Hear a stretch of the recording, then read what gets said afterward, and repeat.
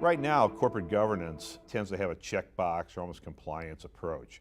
What we have is a situation where there'll be a blue ribbon panel that come out and say, gee, you guys really need to do something. Say everybody should separate the CEO and chairman and things like that. We don't think that's very useful in the governance arena because the issues, the topics, the people vary tremendously from company to company. And our perspective is, let's really lay out the essence of the problem, bring in some research insights, and then give the reader a setting to say, here's something that really happened, what would you actually do? Where it gets really interesting at boards is something unexpected happens. What would you do if? Kind of one example would be, what would you do if the CEO unexpectedly left? Do you really have a plan in place? Have you really thought about it?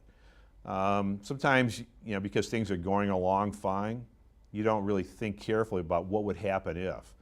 In our book, we pick up a variety of topics that happen on a fairly regular basis. Maybe haven't happened to you yet, but are probably likely going to happen. What happens if you have a big accounting problem or there's a big accounting restatement? What if you get tremendous pushback from the outside about your pay package?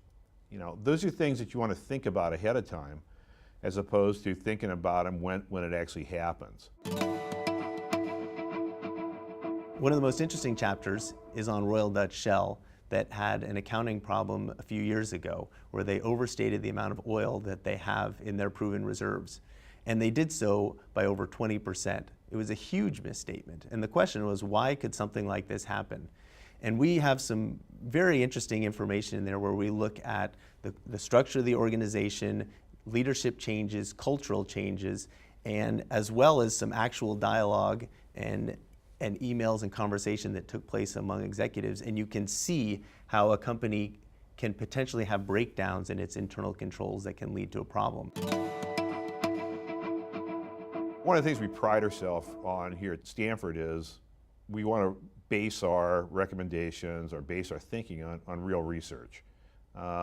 We tend to take into account what experts in the field say or what blue ribbon panels say, but ultimately we want to ask the question, does that work or doesn't it? So we've tried to embed that in the book, but in a very specific setting where what would you do if you were confronted with this kind of request for compensation, or what would you do if you had this kind of board structure? And I think it provides a really interesting learning experience in a fairly tight manner, but where it really gets into the essence of the problem. And I think that's what corporate governance needs to do. Be based on research, be based on fact, and then also be based on careful thinking.